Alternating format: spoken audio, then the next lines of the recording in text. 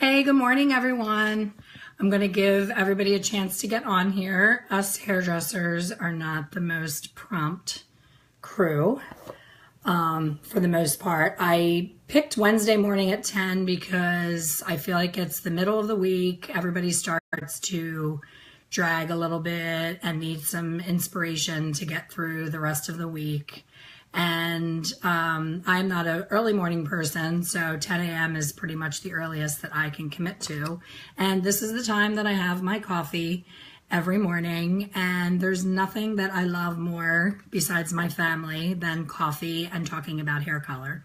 So that is why I chose this time slot. I thought this morning about it and realized that I made it difficult for people who are in Europe and also the West Coast. So I hope that my West Coast people will join on the replay and get as much value out of these little chats as the people that come on live.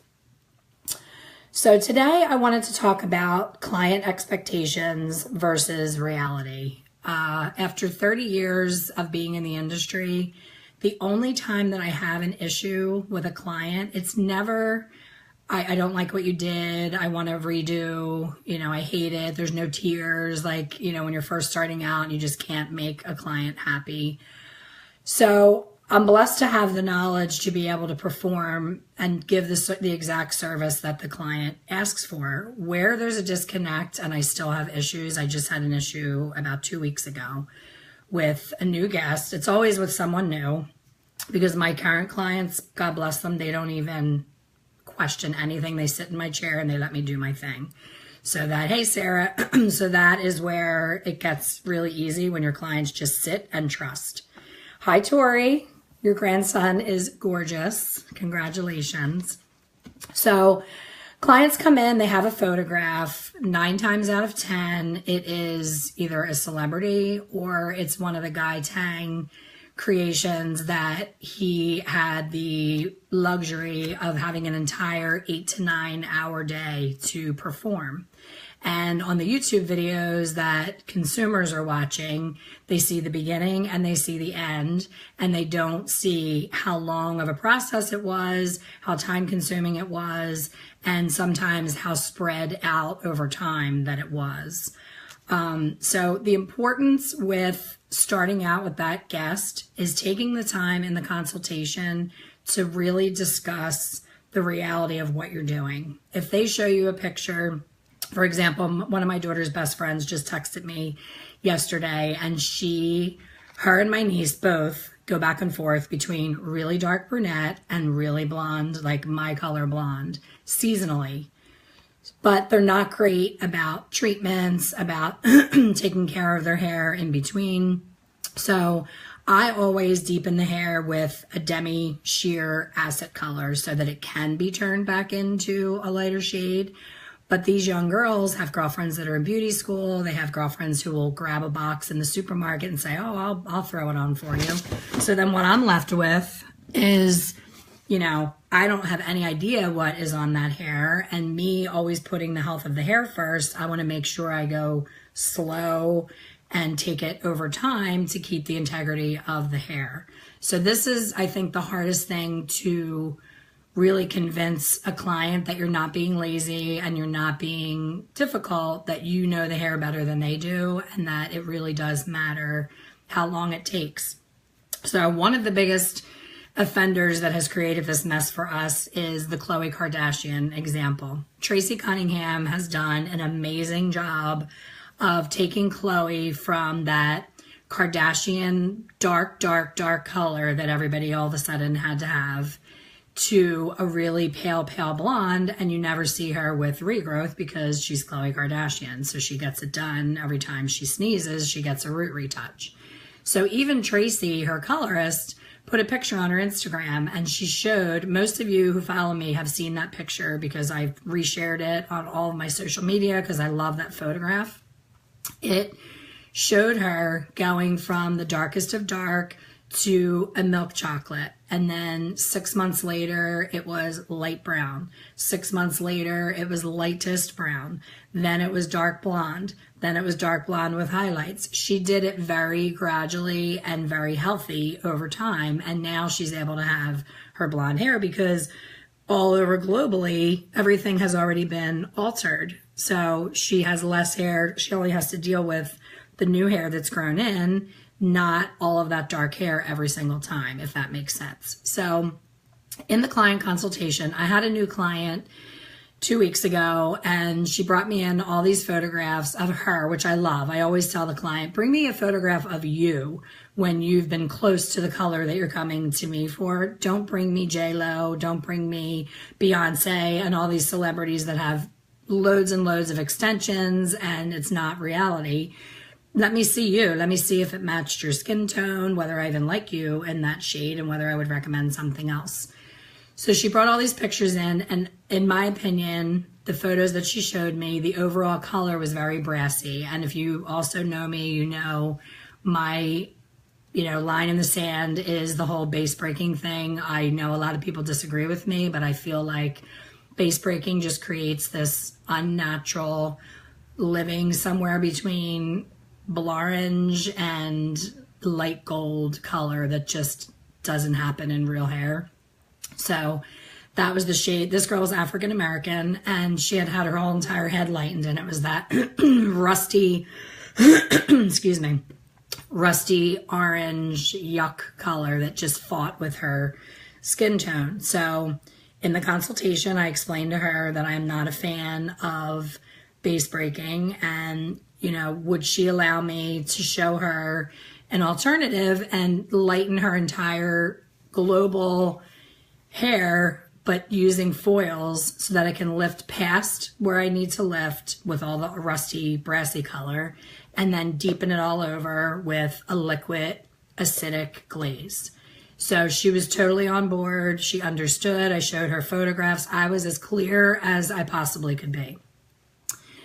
She became a little weird. After her color, she started stalking one of my stylists and was like, I need you to cut my hair. I need you to cut my hair. And the stylist had a guest in her chair. And it started to really get weird and awkward because she just was not going away. She just kept peppering her like, come on, you have time. I've watched you cut hair since I've been here getting my color done, and you're amazing. And I really want you to do it for me. Please, please, please, please, please. So she showed this other weird side of her. And she claimed to be a hairdresser. So my gut told me that I should have taken it to the next level and done a written contract. I shouldn't say contract, but a written agreement in the consultation saying, the photograph that you showed me has an all-over lightening. I am recommending foregoing the all-over lightening and getting an all-over look of light with baby lights and a root glaze. This is the price. This is how long it will take. If in the future, when you're finished, you decide that you still want the overall color, this is how much it will be. Because they need to understand that what you discussed and the price that you discussed is what you were offering, not that they are going to love their hair and it's going to be perfect. So anytime it has to be done in stages, I've learned in the last 2 weeks, 2 incidences where I didn't get all technical and get it in writing because you hate to be that ridiculous. I mean, we're not a law firm. We're not, it's not so corporate in the environment. You think that if you have a conversation with people that it's enough. But I learned the hard way because I ended up having her come back in and doing even more baby lights, basically searching out every brown hair that survived on her whole head and lightening that so that she got the overall look that she wanted. But I didn't end up charging her for that because she, at this point, seemed so batshit crazy. I just wanted to make her happy and basically get her out of my chair. Hi, Michelle. Thanks for joining. I hope you have a nice cup of coffee and settle in. We're talking about client expectations versus reality and how clients expect that Khloe Kardashian makeover from black to blonde in one visit, and they want it to be, $150. So I am recommending doing something in writing. It's so simple. Just have a basic form on a Google Doc in your computer and have the form say client consultation, date, client signature, hairdresser signature. It doesn't even have to be typed out what you discussed. You can have the stylist write on there. You know, today is March whatever. We spoke about client wishes to have this. I am recommending this.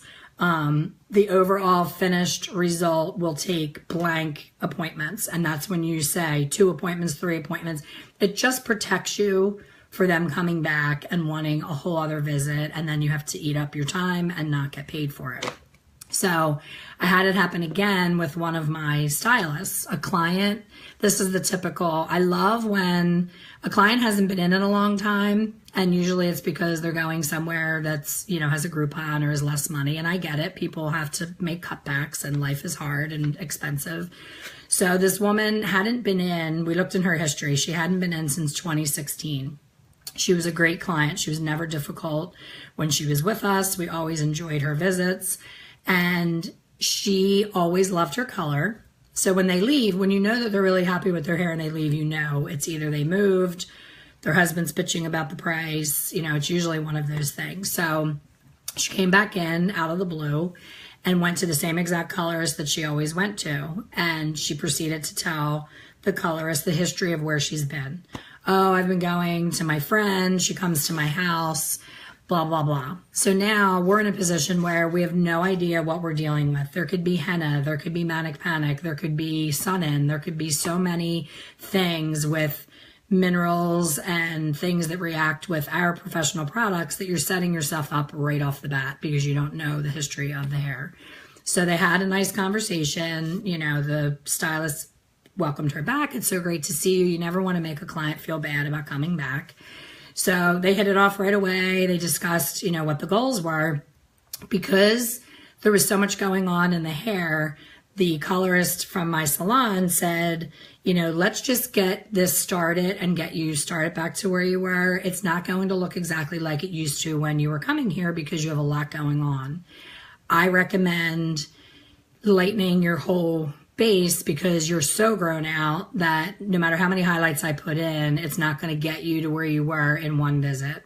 Client did not want that option. She turned that down and said, I just want highlights. So then the mistake was my colorist chose to use a high lift color to do a more natural highlight because there would have been so much of a jump if she used lightener. But the client always was used to lightener. So if you ever use high lift color, you know that it becomes this like muted, very natural version of a highlight, which is awesome for your low maintenance guests, but this girl wasn't used to that. So I get a notice in the mail from American Express saying that this woman is fighting the charges and wants a refund. And I was so upset because number one, she was a client with us for years. Where was the phone call? You know, why didn't she give us a chance to make it right? So I'm on vacation and I get this and I'm like, oh, great. What happened? So I go back, I figure out who it is. And I asked the staff, you know, did she call? What happened? And they said, yes, she called. She said she was not happy and we gave her an adjustment appointment and she no-showed. So now I'm furious. So I call the client and I'm like, you know, tell me what happened. I want to make this right. I got a notice from American Express and I really wish you would have given us an opportunity to make this right before you went to the credit card company. I would have gladly refunded your money. I would have done a redo, whatever it takes. So she said, I called and the girl that answered the phone said, you know, it's fine. She can fix it, but you're going to be charged. So it was like a million things wrong all at the same time. It was like the perfect storm. The client hadn't been in a long time. You know, this girl that answered the phone was new. She didn't understand what the situation was. And her immediate reaction was, you know, oh, the colorist said that you need it your all over based on you chose not to do it. That's why you don't like your color. So now if you come in for the base, you have to pay. And it just was wrong all around.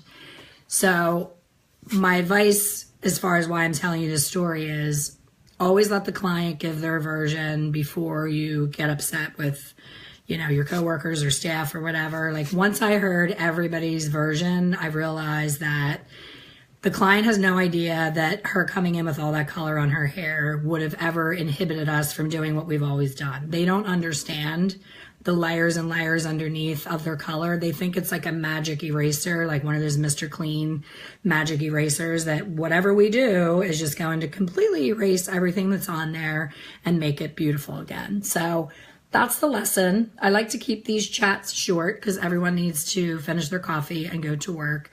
But that's what I wanted to share today. As a 30-year color veteran, I still have issues when I don't trust my gut and I don't get official enough. So don't be embarrassed to be overly official. Take the time to write it out, because if there is an issue, if there is a dispute with the credit card, if God forbid they take it another step further, everybody's so happy now. If they, called an attorney and said, I didn't get what I wanted, and she said, it's always she said, he said. If you put it in writing and you have that copy of their signature saying this is what we said we were going to do, you'll never have those problems. And then you can say to the client, I'm happy to take you lighter in your next visit 4 weeks from now. Just spell everything out and always put the pricing into that written contract so that it's clear for you and for the client what the expectation is, and you will never have another issue. So thanks for joining. I hope you'll share this coffee and colorful conversation with your friends in the industry. Hope to see you next Wednesday. Oh, Ashley, you had a problem? Similar problem?